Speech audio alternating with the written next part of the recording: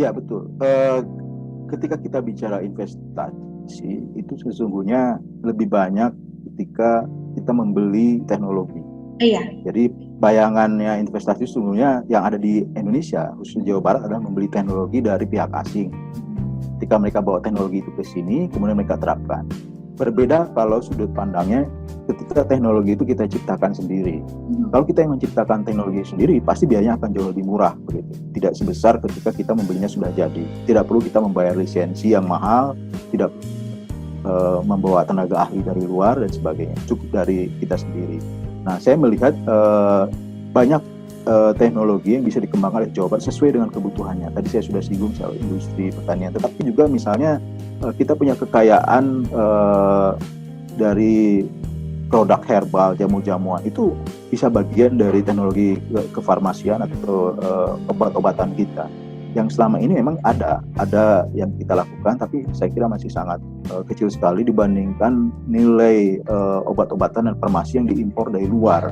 Itu menunjukkan apa tadi? Menunjukkan bahwa kita masih membeli teknologi, kita masih membeli hasil riset dari orang lain. Sementara untuk mendorong riset sendiri seharusnya sangat terbuka. Kenapa? Karena kita punya potensi alam yang luar biasa tadi. Itu udah baru segi obat-obatan. Belum manusianya, sesungguhnya kita juga punya banyak kampus yang siap. Yang ketika manusia-manusia Indonesia ini bekerja di luar negeri, mereka bisa bersaing. Tapi kalau kita bicara di dalam, nah ini yang jadi masalah kita. Jawa Barat saja rata-rata tingkat pendidikannya baru 8,3 tahun, artinya masih SMP saja belum lulus. Itu problem. Dan itu harus kita riset sesungguhnya.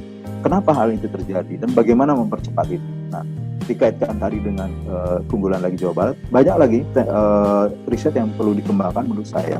Misalnya di dalam energi terbarukan, kita punya potensi energi terbarukan luar biasa. Jawa Barat punya potensi geotermal, punya potensi sinar matahari, punya potensi air. Nah itu semua sampai saat ini teknologinya masih banyak impor begitu. Untuk teknologi panel surya saja kita lebih banyak membeli produknya dari luar. Padahal untuk pengembangan kita punya, bahkan mulai dari bahan-bahannya seperti pasir silika itu ada di Indonesia sendiri, tidak perlu kita impor. Tapi justru kita ekspor silikanya, kita beli produk PNL gitu. Itu kan satu hal yang menurut saya justru tidak efisien.